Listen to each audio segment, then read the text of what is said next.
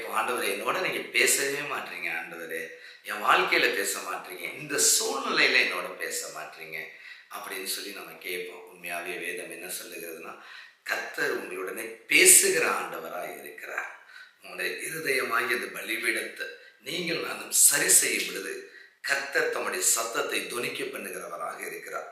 எசேக்கியேல் தீர்க்கதரிசன புஸ்தகம் 2ஆம் அதிகாரம் 1வது வசனம் சொல்லுது, நீ காலூன்ற மேல் உன்னோடு கூட நான் பேசுவேன் என்று இந்த ஆண்டவர் பேசுகிறார். நம்மள்கிட்ட ஆண்டவர்கிட்ட ஒரு கேள்வி கேட்டனா என்ன தெரியுமா, ஆண்டவரே இயேசு மாத்திரம் நம்மளுடைய வாழ்க்கையில பேசலைன்னா இந்த உலகத்துல யாரும் நம்மளோட பேச மாட்டாங்க.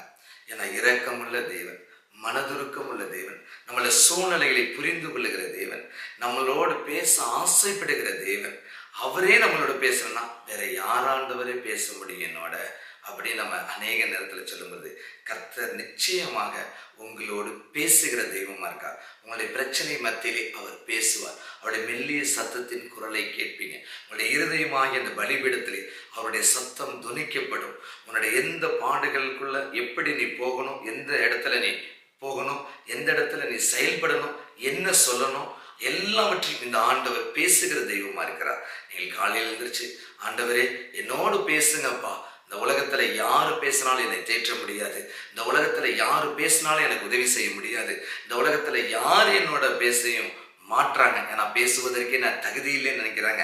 என்னுடைய சூழ்நிலையில பாக்குறாங்க, என்னுடைய பொருளாதாரத்தை பாக்குறாங்க, என்னுடைய உருவத்தை பாக்குறாங்க, என்னுடைய படிப்பை பாக்குறாங்க. அப்படிலாம் உங்கள்கிட்ட பேசணும்னு அவசியம் இல்லை. தகுதி இல்லாத ஒரு நபரா இருக்கும் பொழுது இந்த ஆண்டவர் மறுபடியும் சொல்லுகிறார், நீ தகுதியே இல்லைனாலும் என்னை உருவாக்கின அந்த சர்வ வல்லமையுள்ள இயேசு கிறிஸ்து எனும் ரட்சகர் உங்களோட பேசுவதற்கு ஆசையா இருக்கிறார். அன்பு தேவ பிள்ளைகளே, இந்த காலையில எழுந்திருச்சு இந்த ஆண்டவரோட பேசுவதற்கு நீங்க முற்படுறீங்களா?